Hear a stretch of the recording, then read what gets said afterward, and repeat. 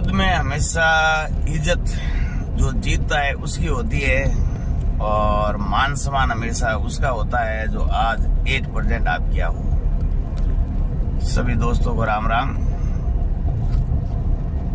पहले के जमाने में और आज के जमाने में इतना अंतर हो गया है कि उसकी कल्पना करना भी एक तरह का मुश्किल हो जाता है,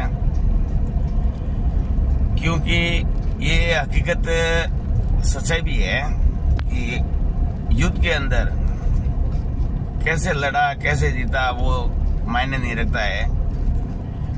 इज्जत और मान सम्मान उसी का होता है जो जीत के आता है। अब वो कैसे जीता, किस परिस्थितियों में जीता और क्यों जीता, वो एक बात का मैटर है। ये उस समय बात होती है कि जब युद्ध कर रहे होते हैं कि ये ऐसे लड़ रहे हैं, ये ऐसे लड़ा, ये ऐसे लड़ा, और आखिरी में चर्चा उसी की होती है जो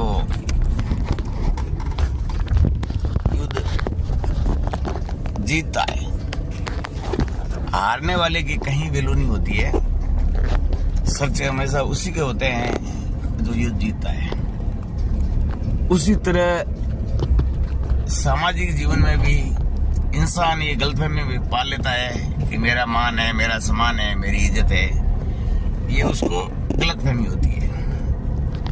लोग हमेशा मान सम्मान और इज्जत उसी का करते हैं। इससे पहले वो देखते हैं कि हमारे कितने काम का है या आप क्या काम आ सकते हैं, कितने आज सावधान संपन्न है, कितने आप।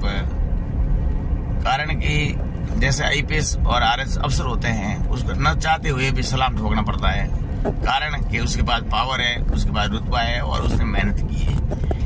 यही कुर्सी से जिस दिन हट जाएंगे उस दिन उनको कोई पूछने वाला नहीं रहेगा।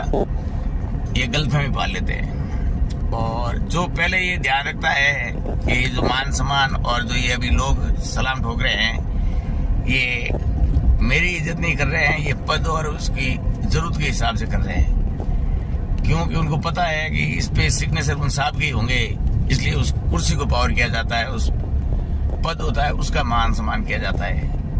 और जिस दिन रिटायर हो गए, सस्पेंड हो गए या घर चले गए, उस दिन आपको कोई पूछेगा भी नहीं।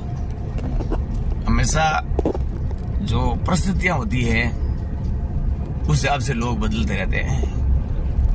उदाहरण के लिए किसी का जन्मदिन है तो नॉर्मल सिंपल आदमी होता है, उसको व्हाट्सएप पे संदेश ही बड़ी मुश्किल से भेज दिया है और भेज देते, मान लो कि हैप्पी बर्थडे भाई, इतना होता है।